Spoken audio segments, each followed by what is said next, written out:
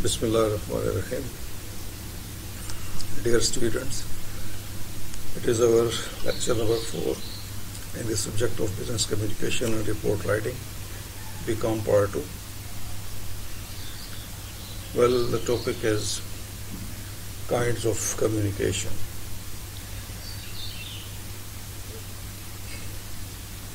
You see, as we have already defined, communication, it is the sharing of information, sending and receiving of messages. It is sending and receiving or sharing of ideas. So when we communicate, we exchange our ideas. And to exchange our ideas, we use words. These words may be spoken or written. And we also use gestures or our body movements, you see. So these are the different ways of communicating our ideas. We use words either, or we use body movements or gestures. Well, the kinds of communication indicate how we communicate our messages. The kinds which we are going to now study of communication, they show how we communicate our message, whether we use spoken words, we use written words, or we use non-verbal signals, clues, or cues, or body language. When we use spoken words or written words, it is called verbal communication. When we communicate with the help of words, it is called verbal communication. And when we use gestures, our body movements, our body language, it is called non-verbal communication. And this, the first one, the verbal communication, is further divided into two more kinds. So, oral and written communication. Now we look at the kinds of communication. The first main kind is verbal communication, and this verbal communication is further divided into oral communication and number 2, written communication. And the second main kind is non-verbal communication or clues. Means when we use body language, when we use gestures or signals to convey our message, it is called non-verbal communication. Now we look at the kinds in detail. First is the verbal communication. Verbal literally means of the words, using words. And verbal communication means communication with the help of words. We communicate with the help of words. It is verbal communication. We use words. The words may be spoken or written to communicate with each other. Well, verbal communication includes speaking and listening. While using words, we speak or listen, or writing and reading, and thinking also is included in verbal communication. So all the 4 language skills, speaking, listening, writing, reading, and thinking, they are involved in verbal communication. Verbal communication is further divided into, as we have already said, 2 kinds, oral and written communication. Now, the first kind of verbal communication is oral communication. Oral communication means sending and receiving messages through spoken words. When we use spoken words, when we use our speech, when we use our conversation, dialogues to communicate with each other, it is called oral communication. Spoken words are used. It is also known as interpersonal communication. It is interpersonal because it is between two persons. It is between two persons, and it uses speech to communicate ideas. It is a soul of personal and business lives. Most of the time, we use oral communication in our personal lives and in our business life. Most of the time, we either listen or speak. So, oral communication, which involves listening and speaking, the two basic kinds of language skills are involved in oral communication. We use mostly oral communication in our personal life, in our social life, and in our professional lives. Well, now we come to the characteristics of oral communication. What are the characteristics of oral communication? So following are some of the characteristics. Number one, it has simple and easy construction. You see, while communicating with each other orally, we don't have much time to think and to revise our message. So usually our message is simple, and we use easy construction, easy structure of grammar and language. Second is, it is conversational in tone. It is just like conversation, because oral communication involves conversation. So oral communication, the tone of oral communication is conversational, as we are conversing with someone. Third is, it emphasizes interpersonal relations. The focus of this oral communication is interpersonal relationship between people who are communicating with each other. Fourth is, it has less technical and less complex information. You see, technical and complex information needs much thought, much thinking before you speak something. So usually technical and complex information is conveyed in written communication.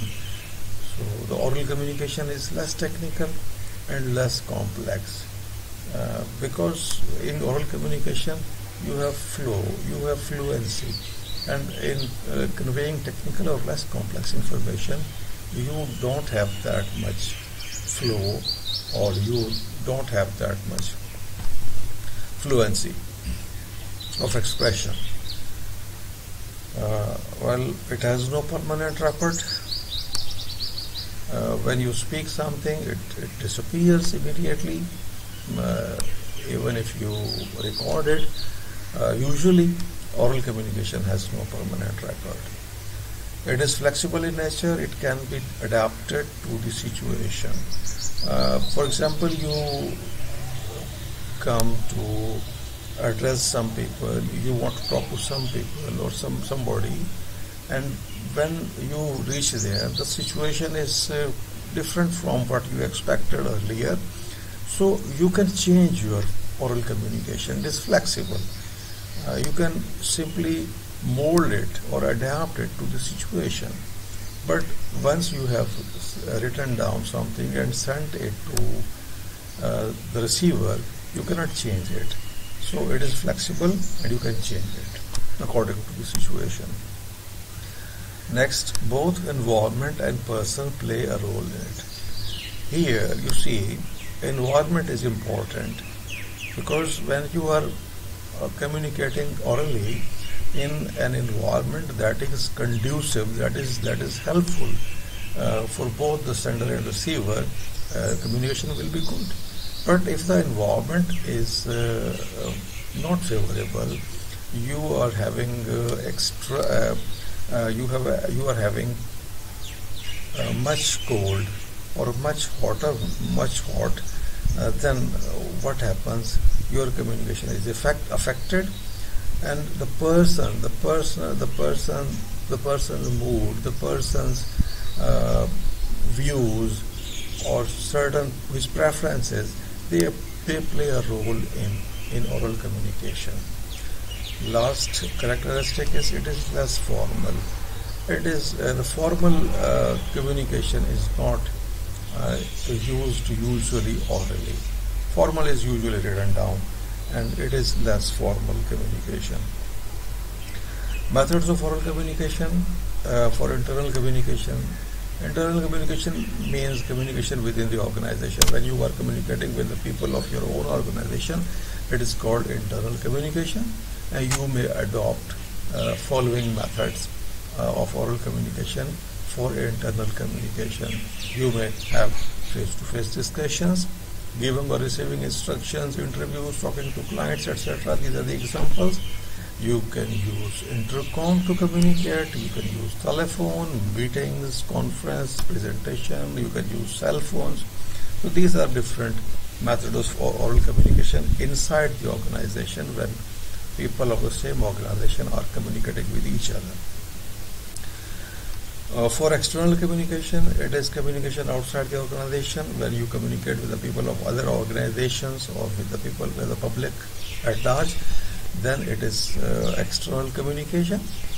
It is communication between people with the outside world. Well, the methods used for the outside world for oral communication, it means meetings. You may have meeting with the people of another organization, conferences, seminars, conversation, telephone, mobile phone, teleconference, video conference, presentation. These are the methods, and several methods are shared in both internal and external communication. Well, advantages of oral communication.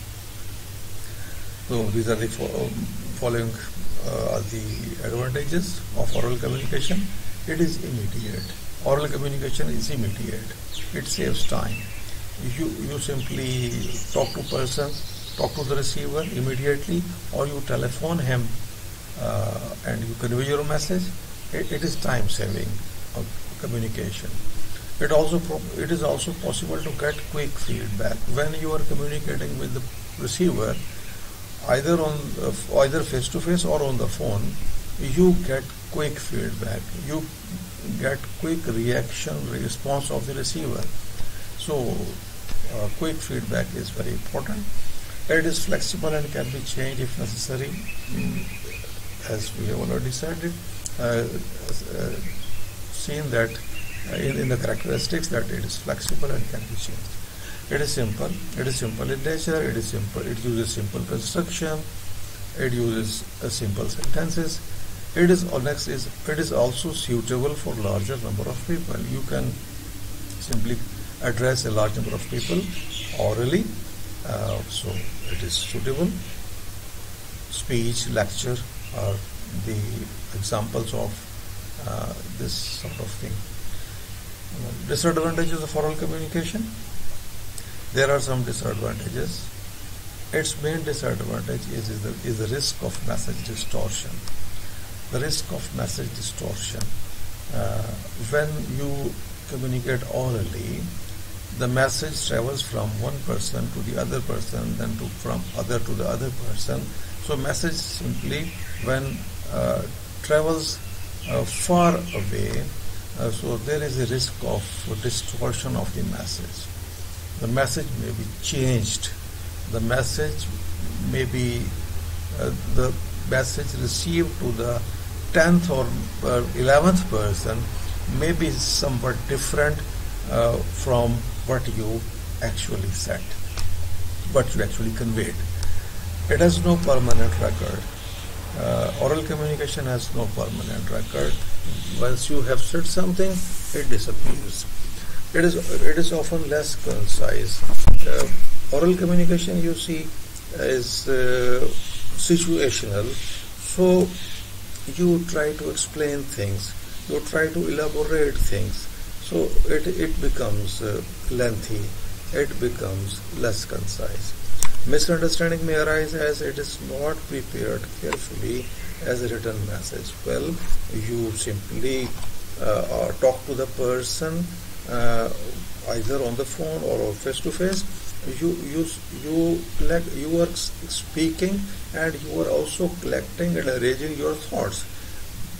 and you simply create misunderstanding because oral communication or oral message is not prepared as carefully as we write down something, as we prepare written message, because in a written message we have plenty of time to revise, to edit, to proofread, to check it, and then we send an accurate and concise message. Well, now second kind, written communication. Written communication means sending or receiving message through written words. In our business life, written communication has assumed critical, because in our business life, in our professional life, we usually write down everything for future reference, for future proof. We usually write down our transactions, business transactions. We write down certain agreements.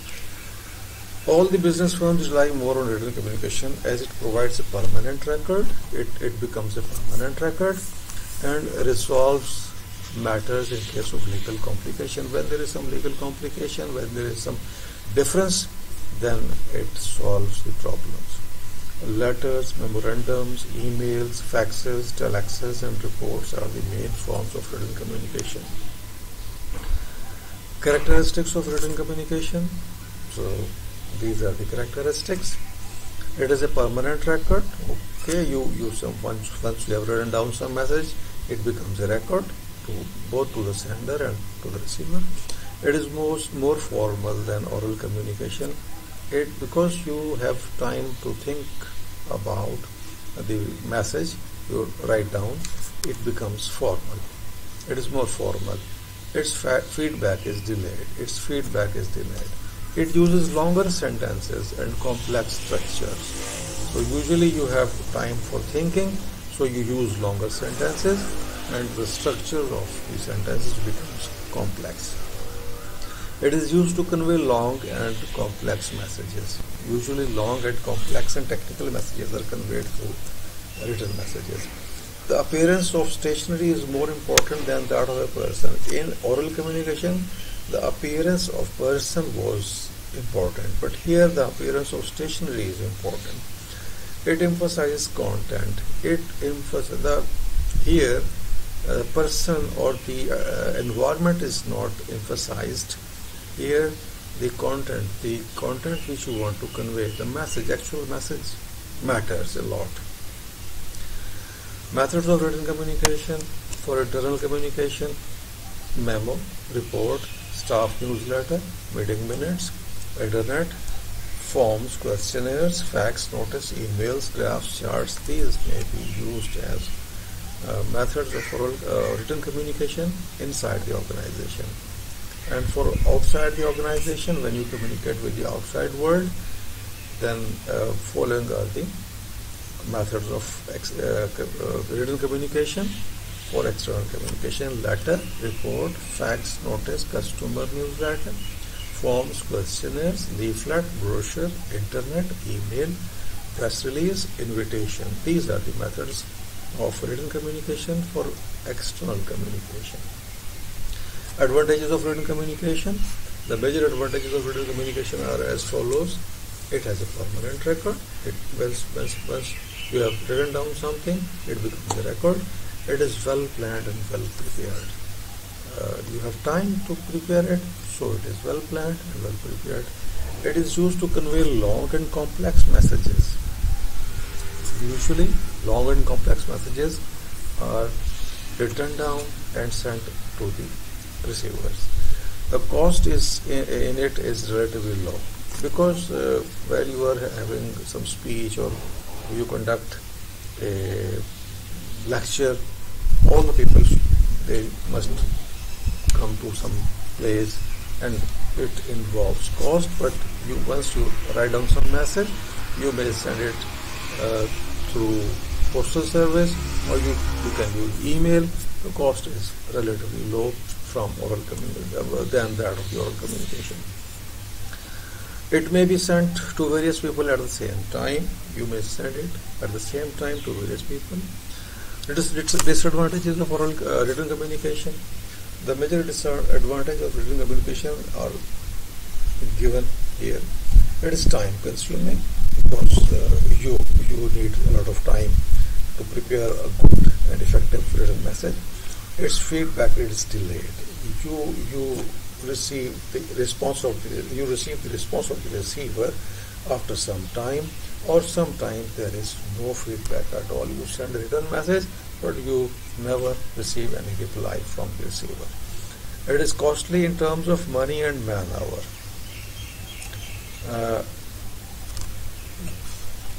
So when you write down some message, you need a secretary, a typist, and you need the internet and the postal services, so it becomes costly in this sense. It becomes ineffective in the hands of those people who are poor in expression. Well, written communication needs people who are well versed in writing skill. So when people are poor in expression, the written message becomes poor. Immediate clarification is not possible. Here, immediate clarification is not possible in written communication. Once you have written down something and sent it to the receiver, if he needs clarification, he will write it to you, and then you will give the clarification, and it will take a long time. Thank you. The next topic, the main kind of non-verbal communication will be dealt in with a different lecture. Thank you, students.